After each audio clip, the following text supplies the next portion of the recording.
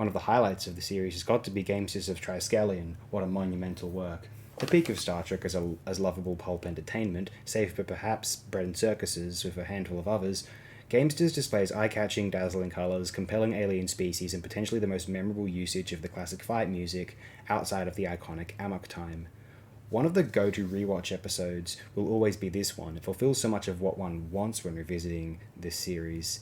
It is a unique case where the only flaws of the episode are things which are innate and accepted of Star Trek TOS itself, and as far as a shameless fan is concerned, there is little to truly dislike about this entry. Three areas wherein Triskelion has proved to be impactful on pop culture. One is a famous use of the Trek's fight music in The Simpsons' Deep Space Homer, clearly in reference to this particular episode, given it is over Homer and Barney fighting with melee weapons.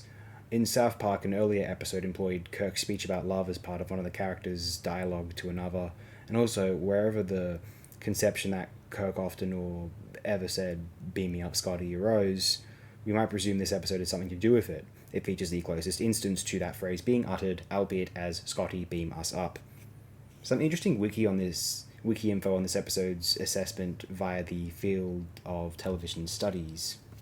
The episode has been mentioned and discussed in a number of works of television studies. In Batman Unmasked, Analyzing a Cultural Icon 2013, the episode is compared to the Green Eye/Deep Freeze episode pairing in the 1960s Batman television series. The Gamesters of Triskelion is also described in Modern Amazon's Warrior Women on Screen 2006, with the character Shana dressed in traditional Amazonian attire, and the episode being given as an example of female domination. The authors also observed that the episode was one of the minority of Star Trek episodes in the original series written by a woman. 17 of its 79 episodes were written or co-written by women, and that Margaret Armen was a veteran of Warrior Women shows like Wonder Woman and the Big Valley, although Armen's lone Wonder Woman episode dates from several years after Star Trek ceased production. The themes of religion and philosophy in this episode are discussed in Robert Aizer's detailed critique of the Star Trek episode Who Mourns for Adonis. Azo notes that god figures, such as those featured in the Gamesters of Triskelion, are consistently disappointing, decadent, and/or dangerous, and that specifically the providers of Triskelion use humanoids as playthings for personal amusement. The episode The Gamesters of Triskelion is cited by American literary and media critic Paul A. Cantor as an example of the end of history.